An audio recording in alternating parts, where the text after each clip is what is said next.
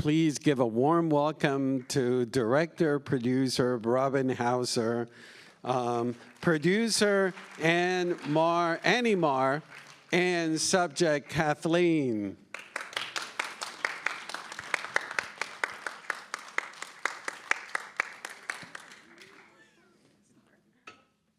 Thanks for being here to begin with. Robin, I'm a huge fan of you, and if there's a through line in all of the documentaries you've made, is the fact that you promote women and you educate women, and now we have this film that continues that trajectory. Tell us about your journey to arriving to the subject and the importance of it. Thank you, Roger. First of all, I just want to say thanks for having us here. It's such an honor to screen with you and at your theater, so thank you very much.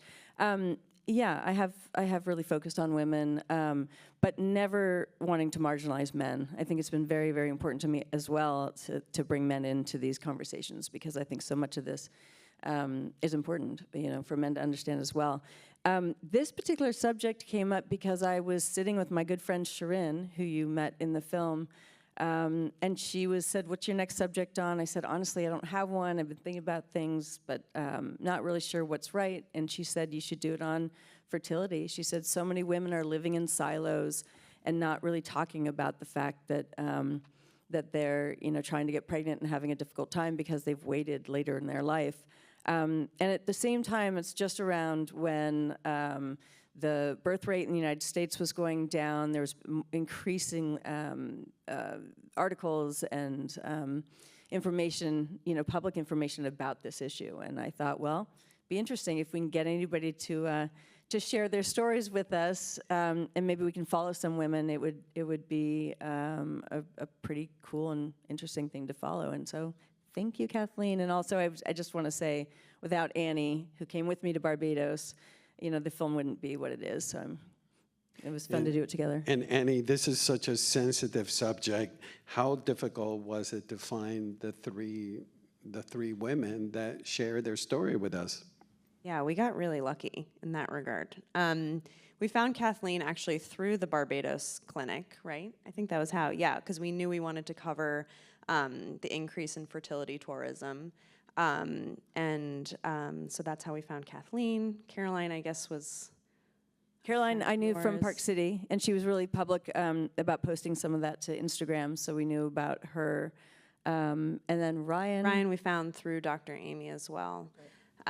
Yeah, and I think we just got really lucky. I think this is a subject matter that, as Shirin probably said, it's like a lot of women are doing this in silence, but I think given the opportunity, a lot of people want to talk about it and, come out with their stories. So, and Kathleen, I was struck by a line that you mentioned.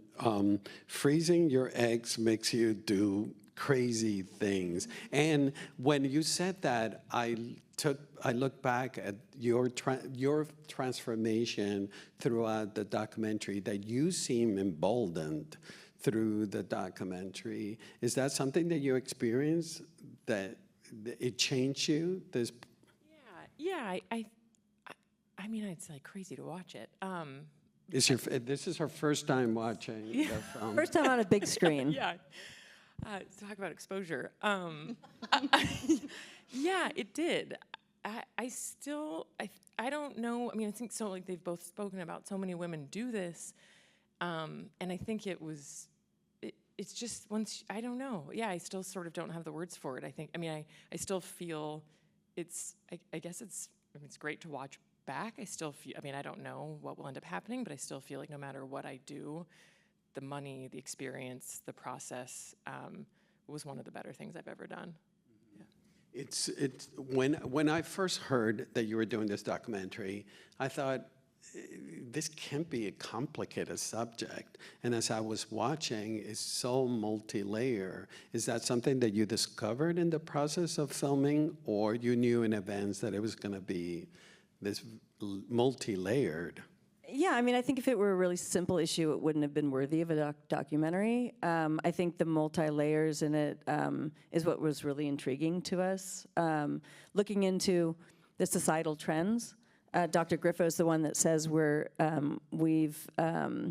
does he say? We've now I'm completely forgetting his line, which I swear I know by heart. But anyway, he talks about how we are out-evolving evolution. That's what he says. He said we are out-evolving evolution. Our bodies, our society has evolved, and yet our bodies have not. And so what does this mean for society, and what are the long-term societal repercussions of women waiting longer to have children? So I think that was an interesting issue. Through this whole process, can I share, Annie was pregnant, so that was an interesting thing too, and approaching this with both sensitivity to those people that have been able to get pregnant, and then others that have had a more difficult time. As women, we spend half of our lives trying not to get pregnant. I think that's fair to say. And so, sorry, but then you get to a point where you don't really realize, and you're never told, we don't have OB-GYNs that say to us when we're 25, do you want to be a mom someday? And they honestly should, because we need to, if we're going to wait until our 30s, or even 40s. For the first time last year, in 2024, was the first time in the United States that more women had babies in their 30s than in their teens. And that might be surprising because our culture, probably the culture in this room, is that we're not having children in our teens. And yet, when you think about the average being that much later into 30s, and that's just progressing, we're going to have increased infertility. Annie, the documentary focused on non-medical reasons why women are freezing their eggs. Can you tell us about the importance of that focus on your approach? Yeah, I think Robin, when she brought me onto the film, was very clear about that from the start, because I think once you start getting to medical reasons, I mean, people do IVF for all sorts of reasons. If they know they want to have kids and are in a couple and already having trouble, that's a very, I think, different subject. Or if you're, in a same-sex relationship and you have to use IVF in order to have your children, that's a very different conversation, I think, than women like Kathleen or the others in the film who were doing this proactively for other social reasons. So I think we were pretty clear that that was going to be the focus, the lens through which we sort of crafted the film, because otherwise, the whole subject of IVF is obviously much bigger than this film, but I think we were more interested in sort of the social aspects of why women are choosing to do this. And Kathleen, can you tell us about, is it common for women to travel outside the country for a process like this? I don't totally know. I think it's probably more common to stay stateside. But the it was the combination of the interaction I had with the provider in the DC area and the money that I could save. And I think the adventure, I don't know that I needed to do both at the same time. I could have just frozen my eggs at home, but I don't know, there's just something about the interaction I had with the provider at the Barbados clinic that I just knew it was worth it. It's becoming so popular that there's a term for it now, which is fertility tourism. A lot of people are going to Spain. People are going to Mexico City. They have a very good clinic. It's so much less expensive abroad. And imagine if Kathleen had to do 3 cycles in the U.S. That would have been prohibitively expensive, right? 45,000, maybe? Yeah. One of the things, tapping into what you just said, the private equity aspect of fertility and freezing, you explore in the film. Can you tell us about that aspect? Yeah, as a production team, we had a lot of discussions about this, and actually outside of, my sister, my daughter's in private equity, right? And she's like, "Mom, why'd you put that part in the film?" But I actually think it's really important to explore that because it's a huge booming industry. I mean, it's enormous. You walk down Fifth Avenue in New York City and the Flatiron District, and there's a kind body, right? So it's becoming more and more commercialized. Now, that actually can be a really good thing in that it provides access to people. Mm-hmm. But as we state in the film, the downside or the other side of that is that by having, suddenly it's private equity based, which means they're profit driven, individual care can suffer. It's not saying that it for sure does.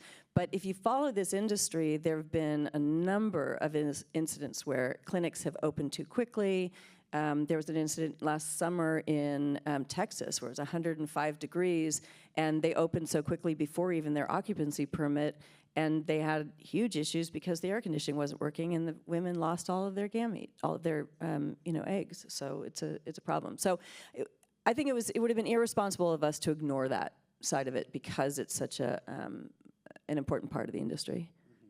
And Annie, the film is called THAW, and I mean, yeah, I mean, I could be light about it, but what I love about the film is that it doesn't focus solely on the freezing aspect, but also the thawing. Can you tell us about that aspect of the film? Yeah, so THAW was like fully Robin's idea for the film. Like by the time she was developing it, THAW was the working title. And I feel like there were a number of times when we were making the film, both during production and editing, where Robin would come to me and she's like, oh, I don't know if THAW is the right title. Like, should we? I was like, no, we are sticking with THAW. And she's like, well, it's about freezing. And I'm like, but that's like sort of the beauty of the title is that really it makes you think about, because it's not like the end goal is not to freeze your eggs. The end goal is like, well, what do you do with them when you do have to thaw them and use them? And so I think that's where the film sort of leaves us, is looking towards the future of this industry, but also all the women that we saw in the film. It's not just about their journey to freeze their eggs, but it's about, their overall journey towards motherhood or beyond. So that's why I loved the title. Robin came up with it, but I was like pro thaw the whole time. So, plus yeah. Frozen was taken. Yeah, exactly. And Kathleen, your story is so emotional. Was it hard for you to share with Annie and with Robin, with cameras, this emotional journey that you underwent? Yes. Yes, it was. It was a very short time in between when I spoke to them and when I was going down there. I think like a week. And for me, it was more important that the information be out there, so that if somebody saw it, and I just wish. I think there's anything, and I don't live in a lot of regret. But if there was anything I would have done, I think I would have, in an ideal world, done it earlier. I still feel very happy with where I am right now with it, but so I wanted the message to get out there, and that did happen to be incredibly vulnerable. But at the same time, I think being down there on my own, even though I had friends and family, like, are you sure you want to do this alone? Why don't we come with you? Something about them being there was much more comforting than I think even somebody too close in my life. So by the end of it, I didn't want them to leave. Mm-hmm. Annie and I, before the first time that we met Kathleen off of Zoom, said to each other, okay, as professionals, we need to really make sure that we keep an appropriate distance from Kathleen. We obviously are going to be embedded with her, but we've got to give her space. She made a choice to come down here on her own. Within like 48 hours, that was like, you want to join us for dinner? Yeah, absolutely. What are you guys doing tomorrow? So, and then we made a choice as filmmakers to sort of break that barrier. There's a scene right before Kathleen walks in for the retrieval, and obviously she's very nervous, and she turns, and at that point, I'm in the embryology lab, and Annie's following her in with the camera.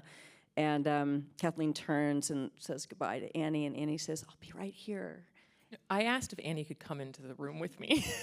We were trying to the operating room. We wanted to get a camera in the room. Yeah. And had we had a different doctor that day, we would have been able to, because they'd said yes, and last minute they said no. But when we were in the editing room, we didn't know whether to keep that part in, but we ultimately decided, and we fought kind of hard to keep it in because it was such a personal moment, and it shows Kathleen's sort of vulnerability, but also just this connection that we had developed. It's a very powerful moment, but walk us through your directorial choice to break the barrier. Well, I think also I should add too, for when we went to Barbados with Kathleen, we had a very different production model than we usually did for the rest of the film. Usually, I don't shoot very often. So usually Robin and I are on set with another camera person and a sound person and a production assistant, and we have a slightly larger crew. But for this, we made a choice that it was just gonna be me and Robin going down. And I was gonna shoot, despite being like 30 weeks pregnant, shoot and, you know, record sound straight into the camera and just keep things really slim so that, I mean, hopefully this was the goal, that it didn't feel like there were a gazillion people, you know, in your space all the time. Hopefully it that translated, but yeah, so that was one thing I think that we made a pretty conscious decision on, to just keep things very slim with our crew. And then I don't know if you wanted to talk to the... No, about the breaking the barrier. Yeah, so Robin. breaking the barrier was, I mean, it was interesting. We really did, between Jennifer Steinem, our editor, and Annie and I sat down and discussed that over and over. And at one point, our editor had taken out the Annie saying, you know, I'll be right here. And we missed it. We saw it in one of the fine cuts, and we were like, what happened? We really missed that line, and we decided to put it back. And I think the audience at this point understood that we were there with her, right? I mean, ideally in documentary filmmaking, if you're in verite scenes, you're hoping that the audience forgets there's even a camera, and you're into this very intimate space with your protagonist, with your subject. And I think that we've already, you know, the audience already had a chance to be with Kathleen for so much of it. We already cared so deeply about her, and you know, that in that moment we felt like it was endearing, and that and that maybe the audience felt like she was saying to the audience, you know, you know, goodbye, and that the audience almost felt like they were there with her. And how did the other subjects, how did it work? Because there's some truly intimate moments capture, you know, in the bathroom, you know, injecting themselves. Annie, you want to talk about that? Yeah, so with Caroline and Ryan, the two other protagonists in the film, we had a even different filming model with them. So Caroline, you could tell, she actually shot most of her whole journey on a GoPro herself with the help of her husband, who's great. And so that was also, and she just then handed all of her footage over to us. So that was really great because she had, you know, she was fully in control of her own narrative by filming herself, which was great, and I think added to that vulnerability that she showed. And then there was obviously some stuff that was filmed by a professional crew of her skiing and everything, but all the stuff of her egg freezing journey was shot by herself on a GoPro.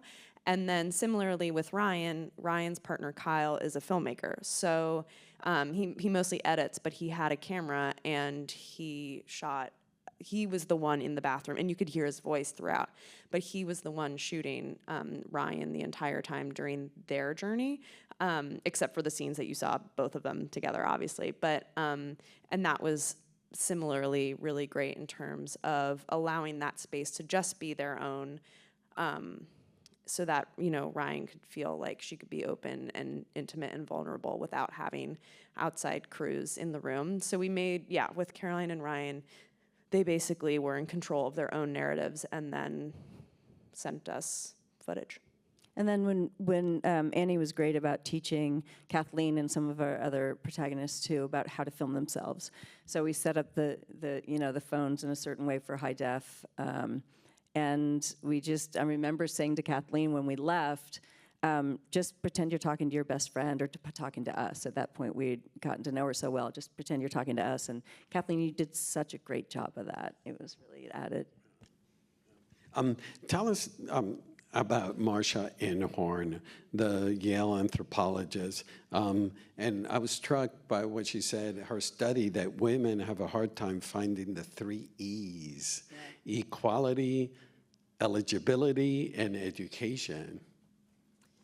Yeah, Marcia wrote a book called Motherhood on Ice, and I think that's how we first found out about her. And then, I mean, she's brilliant and was so accommodating for us. So we were able to film that interview with her. She really talks about the hypergamy, and that was particularly interesting, I think, to us because it does show societal trends and how things are changing. So if traditionally women are used to marrying slightly up, whether it's higher educated or somebody that makes a little bit more money, you know, it's something that our society is used to. Nobody really blinks an eye if, say, a woman that maybe worked as a flight attendant marries a CEO or something, right? That's great. Whereas if a highly educated woman marries, and this is, I'm not trying to get anybody upset here, but if a highly educated woman, say, suddenly marries a bartender or something, or somebody who maybe doesn't have as much of an education, or a mechanic, people do wonder about it. Well, that's curious. What does she see in him? What is he, right? And so these are just what our society is used to. So Marcia really brought that in, which I think is interesting. She does say the 3 E's. It's hard for women these days who are highly educated and highly driven to find a man who is equal, educated, and eligible. And I have nieces that are in their late 20s, late 20s, and they're having a hard time finding men that they feel like want to be serious about settling down, or that aren't intimidated. Michelle is our example of that. A woman who is highly achieving, worked for the World Bank, is financially independent, and she's had a really difficult time finding a man that isn't intimidated by her, that doesn't feel belittled by her, and that's just speaks to our society and sort of where we are. Kathleen, watching your story, I had never thought the pressures on women and the choices that, like, even putting motherhood on hold is a pressure. Can you address that? And did you find that this process that you underwent alleviated some of that pressure? Yes and no. It's a really good question. I had a lot of expectations about how I might feel pre and post. And it did alleviate, I don't know that it even alleviated as much as it confirmed that I just needed to listen to myself more, if that makes sense. So I think it alleviated the sense of like pressure to ignore myself. And that is really what I took out. I mean, I'm really, like I said, I'm still very glad I did it and that I have the opportunity. And now I'm 37, I'll be 38 at the end of the year. I do feel less stressed out. It's not that so I do think often now, a couple years later, that was like 2 years ago, I wouldn't like to be entering my 38th year not having done this. So I don't know what will happen. I don't know what I will do with them. But I think it has relieved the pressure in a way that maybe I couldn't have anticipated, but maybe not what I quite expected. And Robin and Annie, the other women that you interviewed and came in contact, how do they feel about those pressures? I think that it's fair to say that they were all relieved once they had some eggs on ice and/or embryos on ice. Dr. Amy told us at the world premiere of this, she made sure that we knew that Ryan now had several embryos on ice, and she wants me to tell that to every audience. So that's important, and I'm really happy for Ryan to hear that. But in Ryan's case, I mean, she's feeling the financial pressures of her situation, of the world, and this is a highly educated woman that was working at a big consulting firm, right? And she's still feeling like, I don't know if I can afford to bring a child up in this world with the same opportunities and benefits that I grew up with. Mm-hmm. And so, delaying it. And it's really interesting because I've talked to a number of women, or just people in their 60s, 70s that say, oh my God, we just got pregnant and we dealt with it. Come on, just get on with it. But I don't think that generation really views it like that. Mm-hmm. I think they're a little bit more thoughtful and planning, and but that's having an impact on our society and our birth rate. Okay, I have to ask you about the technical aspects of the film because I admire your editing and what you ended up with. How hard was it to arrive to this piece and managing the 3 stories and at the same time, all the informational aspects of the film and keeping us entertained without hitting us over the head?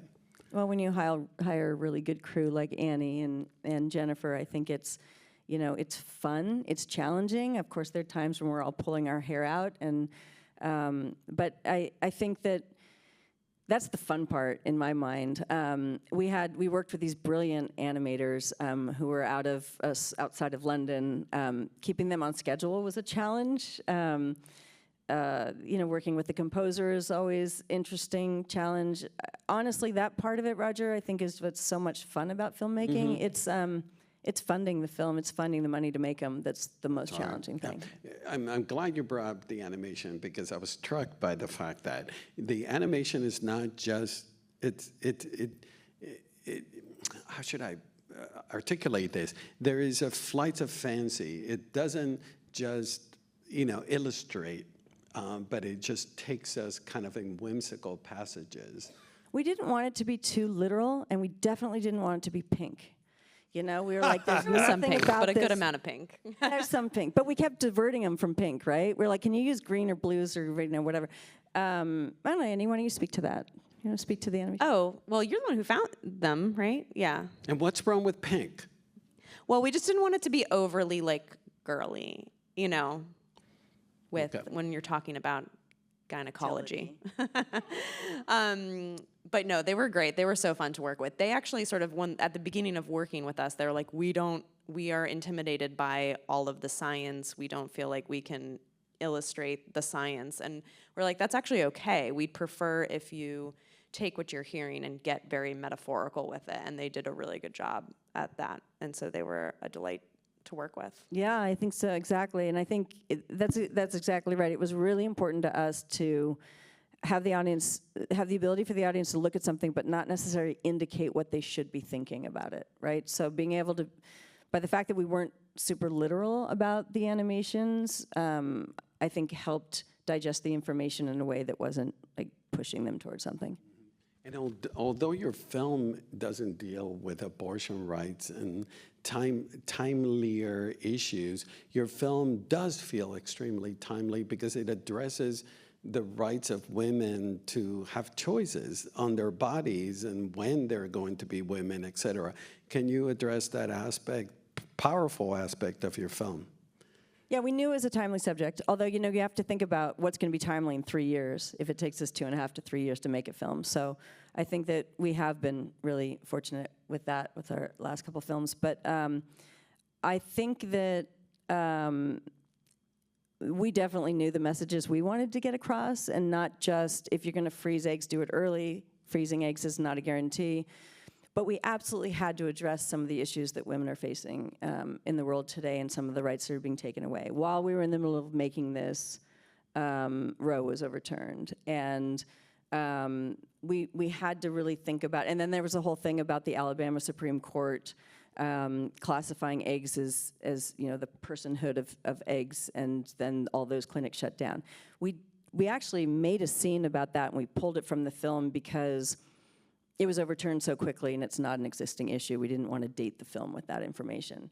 But Caroline is really, I think, the subject that we used to get some of those important messages across without beating the audience over the head with them. Mm-hmm.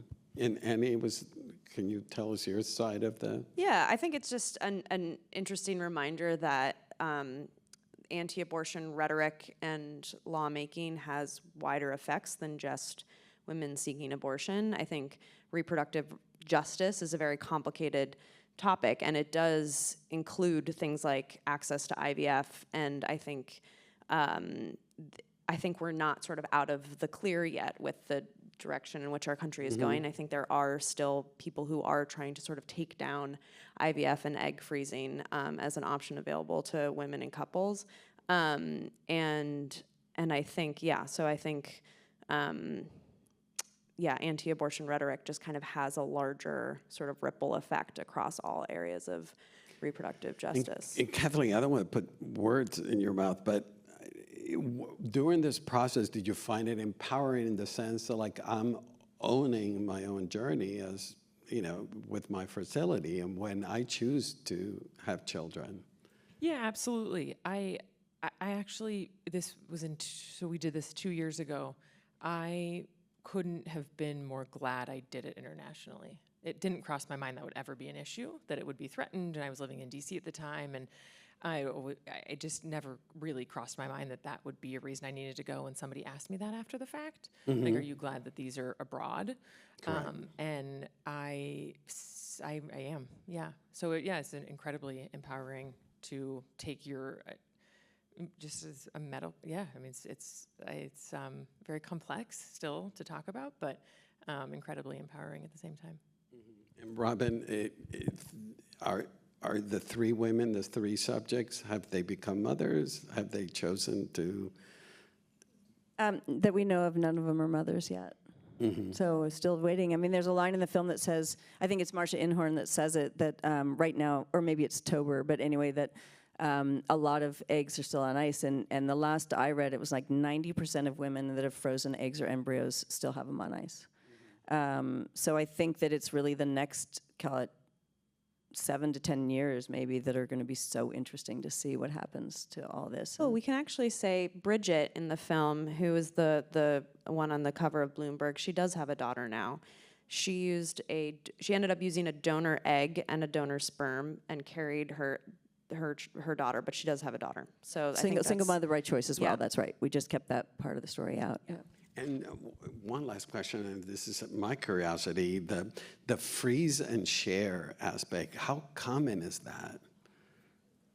I mean, it's becoming increasingly common. There's also a company called Co-Fertility that's doing a lot of that now.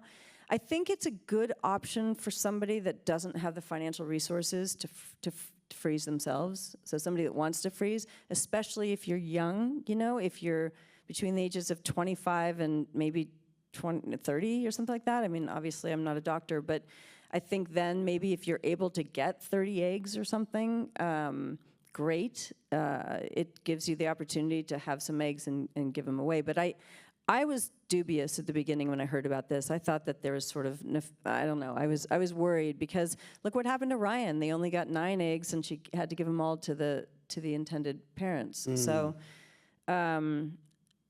I think it's really smart of the clinics to be doing that because basically, you know, it's illegal in the United States to buy or sell body parts, right? But so that's why they call it egg donation, but it's not really a donation. I mean, there actually are, there's, you know, well, they're giving them a free retrieval, which could be, what, $12,000? Yeah. And It's complicated. And Kathleen, I want to close with you.